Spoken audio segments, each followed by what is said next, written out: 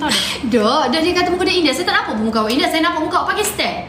Kat aku lah aku nak kata muka aku pegah pun. Okay. Lepas tu Sofia ni kalau saya tengok macam Europe sikit. Aduh Europe nangis lah kembali hidung. Okay, Sofia ni macam Europe gini-gini kan. Sebabnya time mama mengandung dengan Sofia, mama dia mesti tengok kenal orang as handsome art and design. Yo kok. Orang handsome art and design ramah. Oh, dengar dia cerita ni. Okay, lepas tu time mama mengandung dengan Sofia, mama dia tengok seorang budak ni, which is kita orang punya saudara jugalah kan. Tapi aku tak jadi muka apa dia pun. Lebih kurang lah kata spacing. Aku sama lagi. Lepas tu dia apa ni kalau dia tengok masa live ni kan. Tak apa dah, aku rasa aku sama lagi dok kan. Lepas tu kan dia pula gini apa ni marah yang India Sofia larang. Lebih kurang gitulah. Okay, Sofia ni bila mama mengandung Sofia, dia tengok budak tu, dia kata alah comelnya anak bla ni, minta-minta lah anak jar lagu ni juga. Lepas tu ambil Sofia lagu ni. Jadi saya emu kalau tengok orang anak-anak masalah, saya emu ayak comelnya anak kau ni, minta-minta lah anak dari kandung dia pergi ni. Tu ambil tu yang mau kahwin buat benda tak ada pun betul-betul badam tu tak ada. Kecek lagu tu ya. Sebab tu muka tinggi dia minus tunggu badam dengan susu. Sebab tu kita gitu sebenarnya. Dok, mama tu comel dah. Sebab tu lah muka kita jadi gini. Pasal apa kata mama tak comel muka? Yalah, tapi muka aku tak jadi pun supaya anak dia tu jadi aku lagi. Cantik dok, hai. Orang cantik masuk live, malu. Okay, gitulah lebih kurang kata.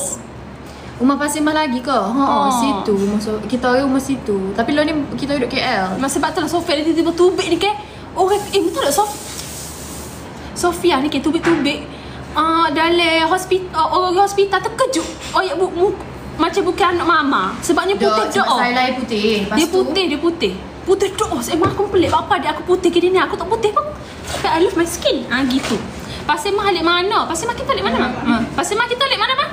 Pasir Mas kita dekat sekolah. Mama dia tu kisah alik. Mama tengok berkat ni. Mama sudah masuk je.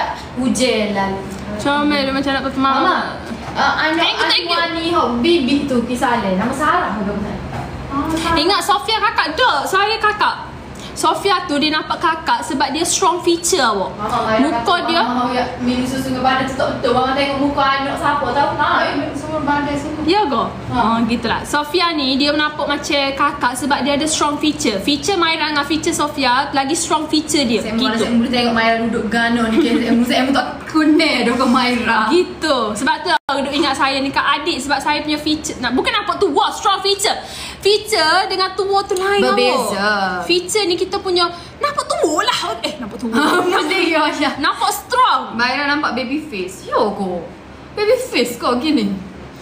Mama tutup rokok kedai makan di Sri Rampai. Mama dia ni dia junior mama. Tapi dia kata oyak je ke mama orang paling semak dalam art and design. Kenapa dia? Tak tahu tak saya oyak. Dia paling semak dalam art and design oyak.